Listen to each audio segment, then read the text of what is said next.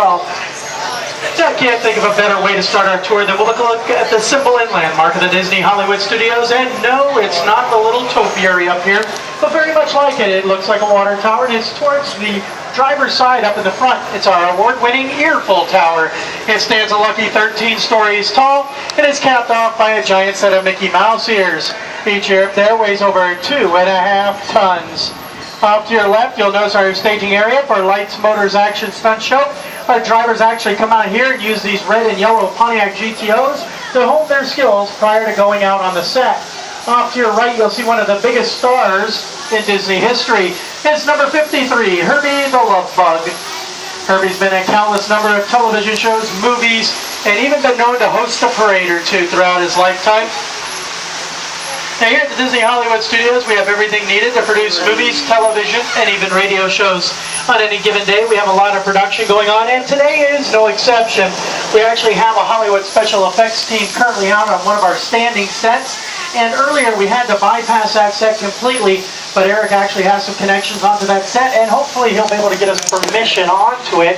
So that's what we're kind of crossing our fingers and hoping for. More about that as we get closer. Off to the right, these two P-40 aircraft were used in the making of the movie Pearl Harbor. Now those are 2 of 16 created. 4 remain after the movie. We have these 2 here and 2 in Paris. The rest were blown apart and destroyed as they lined the runways and the hangars. All the ones you saw in the air were all computer-generated images or CGI. And if you have cameras out and you're on the right-hand side, this is your best eyeful of our Earful Tower, as now we're going to duck into the glamorous world of creative costuming. Here in costuming, it all begins with an artist's sketch. You'll see examples of their artwork up on the walls to the right and the left.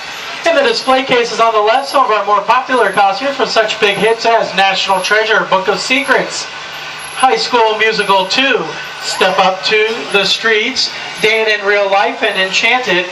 We have a team of over 250 seamstresses and tailors. They work on over 1.5 million yards of fabric per year to make us the largest working wardrobe in the entire world. And coming up on your left, we have one more display of costumes there from Pirates of the Caribbean at World's End. Off to your right, a prop storage area with a lot of tires. Matter of fact, doors open. They're probably going to get some more because those tires are needed for Lights, Motors, Action. They go through a set of tires every show. And off to the left, the scenic shop. Take a look at the tree back there. If you see that tree, you're actually getting a preview of an attraction that's not yet out, but it will take place over in the Magic Kingdom. It's going to be a meet and greet area for fairies. You'll be able to meet Tinkerbell over there. And pretty soon we're going to be releasing some more fairies for you. And you'll get a chance to see all of them there. Coming up on our left is 2 bone cages. They're from the movie Pirates of the Caribbean, Dead Man's Chest. And they're a great leeway into the next section of our tour. It's called a boneyard. It's not a scary place, just where we house old props until they're needed again. All major studios have them, and of course we're no exception. We start out with a yellow steamroller from Who Framed Roger Rabbit. Then we'll come up on a black gondola from Casanova. 2 aircraft. The first is the A Alto from Flight Plan starring Jodie Foster. The second from Con Air, it's the Jailbird. And finally, we have 2 motorcycles up there from Indiana Jones, and they were later used in the Indiana Jones Epic Stunt Spectacular. As you can see straight in front of us, off to your left there, they are actually doing a show of Lights, Motors, Action. They do 3 shows a day this time of the year, and currently they've completed or are completing their second one. The last show for the day will be at 5:30. You want to get there about 5 o'clock. Keep in mind it is weather permitting. If we get this bad weather in through here again, we might have to cancel that or delay it. But definitely get there early. There's waiters and shuttle clearance in front of us, and I do believe Eric got his permission onto that set. Am I correct, Eric? We have permission? Very good. So we have permission into that standing set. Go check out what the wait time is for the Rock and Roller Coaster, and then come over to the movie ride. I'm still going to be on this thing for like another 15-20 minutes. And we are all clear. And as we go in, whoa, I guess we're not going anywhere. But we had a great idea Okay, I've seen a bit. They have not given us a green light yet. We're waiting for that green light. That means the production team is done with their production and we can go on in. But while we're waiting here for a moment, let me go ahead and tell you about our nighttime show, Fantasmic. The reason I bring this up, most of our nighttime shows that you're used to seeing, such as Illuminations over at Epcot or Sorcery in the Sky over at the Magic Kingdom, you're able to actually go see these like you know, if you get there late, you don't have a great view, you may not have the castle in the background, whatever you're looking for. But in all, you can still actually see them.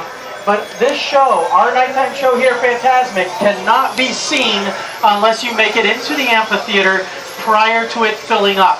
So when people have told you all day, I'm sure you've heard it over and over, arrive about an hour early. They are being totally honest with you. You do want to arrive about an hour early. Keep in mind, though, it's not like going in to see, say, Beauty and the Beast or something of that nature where you're just going to sit there for an hour.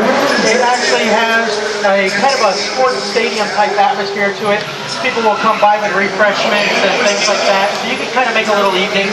They also sell hot dogs, things like that up there. So definitely get there about an hour early, relax, enjoy that time off your feet, and enjoy the show because it is unlike any other show we have on property. It is not a fireworks show.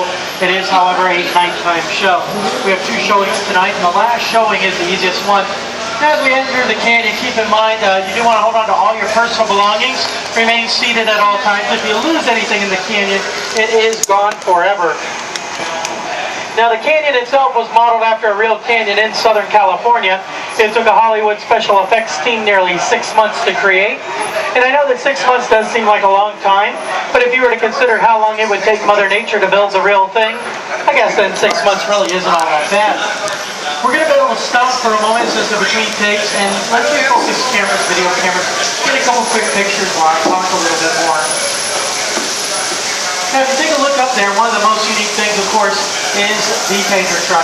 Now, the tanker truck was not able to be driven in. As you see, we have no roads in or out. Actually, it was part of a boneyard. They hoisted it up and over the canyon walls and placed it gently to where it sits. Now, the reason production teams choose to use a backlot like ours is out here they can control everything. We can control outside elements such as weather. We can make it snow, sleet, hail. We can make it rain. Whatever we need to have happen in here, we can do it. Also, we can keep out outside distractions or create production team, thank you for the water effect. That Hollywood rainfall going down about 15 feet or so, but our tank's only 2 dimensions. It'd be senseless for us to flood an entire canyon with the rain effect. See one thing? No, guys. Go ahead and cut this scene. It's not our code. Alright, everyone remain seated and hold on tight and we'll get through this.